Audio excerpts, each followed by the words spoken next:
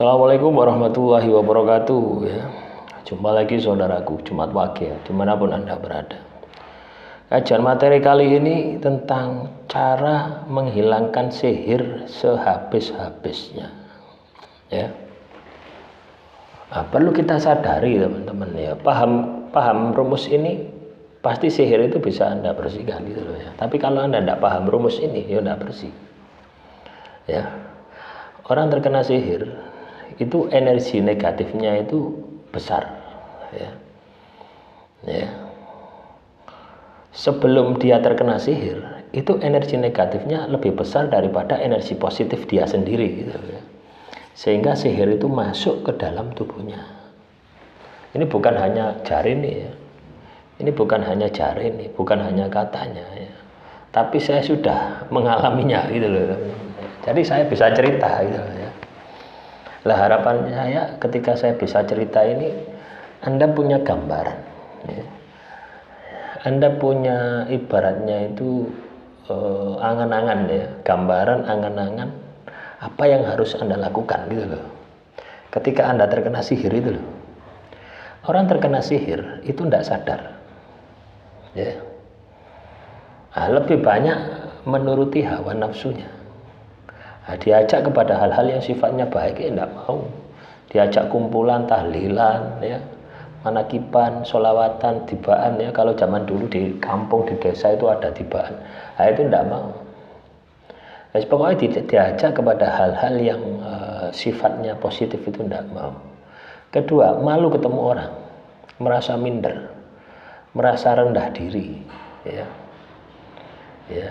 Jadi ibaratnya itu muncul pesimis ya, muncul pesimis yang sangat berlebihan. Itu orang yang terkena gangguan sihir itu seperti itu. Nah, sehingga lambat laun perilakunya menjadi negatif ya. Ketika perilakunya menjadi negatif, maka dia akan salah jalan ya. Sudah negatif, salah jalan, habis muncul ya, efek-efek yang lainnya itu muncul gitu ya. Coba bayangkan kalau Anda, katakanlah Anda satu saja karakter mudah marah ya. Itu kan celah gitu ya. Celah sihir itu bisa berdampak parah terhadap diri Anda ya. Mudah marah, emosi, akhirnya apa? Pekerjaan Anda tidak pernah beres. Bagaimana mau beres? Emosi sing didahulukan, akhirnya tidak selesai ya. Pekerjaannya tidak selesai, berantakan karena emosi yang Anda miliki itu seperti itu. Lah ini yang harus Anda sikapi ya. Ketika Anda terkena sihir, ketika Anda terkena teluh, terkena santet itu seperti itu. Ya, apakah bisa dirubah? Bisa. Apakah bisa dibersihkan sebersih-bersihnya? Bisa. Ini berbanding lurus dengan perubahan sifat watak karakter Anda yang negatif menjadi yang positif. Kuncinya ada di situ. Baik lahiriah maupun batiniah. Lahirnya api ya, sedekah misalkan. Sedekah ya, dilebokno YouTube. Mari sedekah dilebokno YouTube, dilebokno Facebook.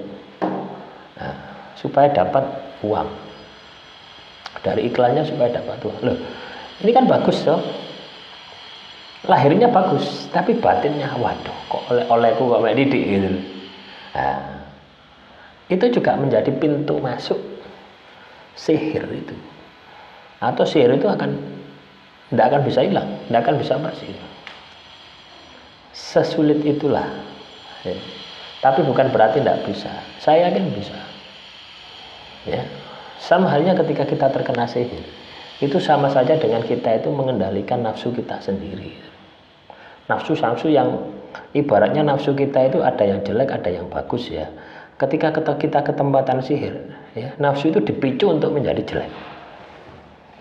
Lah kalau sudah jelek, apa yang terjadi?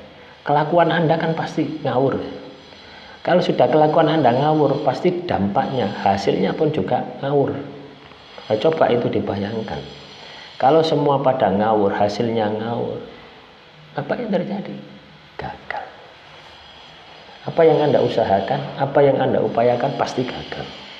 Lah hal semacam inilah yang perlu Anda sikapi ya. yang perlu Anda tindak lanjuti ketika Anda ini terkena sihir. Loh ya teman-teman, itu saya merasakan loh, sampai detik ini loh saya membersihkan diri dari sihir. Ya selalu ada celah gitu. Ya. Selalu ada celah. Emosi titik itu masuk teman-teman ya. Emosi dikit aja itu masuk ya. Ya, makanya ada plus ada minusnya ya. Ketika kita terkena sihir, itu plusnya itu kalau kita bisa melihat dari sudut pandang yang positif, kita akan terjaga. Kita akan selalu waspada. Yo, aku kena sihir. Lek aku salah jalan, lek aku tidak bisa mengendalikan, tidak bisa kontrol diri, nah, hidupku pasti berantakan. Sihir ini akan semakin kuat. Maka aku harus hati-hati. Maka aku harus iling dan waspada. Lah, nanti itu saja, fokus di sana, fokus di perbaikan. Soal bersih tidak bersih itu sudah tidak jadi masalah. Yang penting apa? Anda cepat ketemu dengan Tuhan.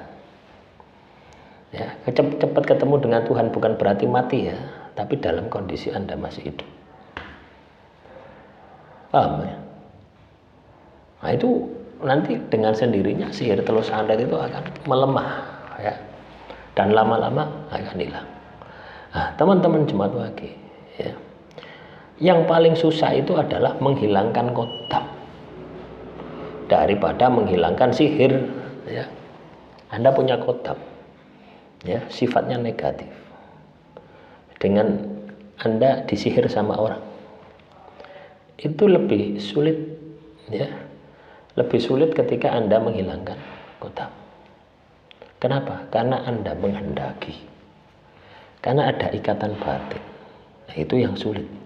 Memutus ikatan batin itu sulit teman-teman. Coba Anda bayangkan, Anda punya hubungan dengan mantan Anda. Ini kan ikatan batin tuh. Kalau Anda tidak mematikan rasa, ya itu tidak akan bisa putus. Makanya saya selalu bilang, kalau Anda sudah putus dengan seseorang, anggap dia sudah meninggal dunia ya. Jadi itu teman-teman ya, itu yang perlu kita lakukan ya. Sulit sekali memutus kodam, itu ada ikatan batin ya. Sama dengan Anda punya pasangan ya, terus putus, sulit. Kecuali Anda mematikan pikiran, mematikan rasa ya. Ini ilmu kemampuan memanipulasi rasa ya. Mantekno pikiranmu. Bisa ndak Anda mematikan pikiranmu? Ndak iso, angel. Dislemorno. Slemorno gawe sing hal-hal yang sifatnya positif. Ya, sama dengan ketika seorang terkena sihir telus adat, itu pikirannya ya sekelantur nang dindi wis. Ya, makanya ketika Anda terkena sihir, maka arahkan pikiran Anda, arahkan batin Anda kepada hal-hal yang sifatnya positif ya. Nah itu nanti lambat laun sihir telus sandet itu akan hilang, akan lenyap dengan sendirinya. Demikian motivasi hari ini. Semoga apa yang saya sampaikan kali ini bisa bermanfaat. Assalamualaikum warahmatullahi wabarakatuh. Salam Rahayu, Rahayu, Rahayu.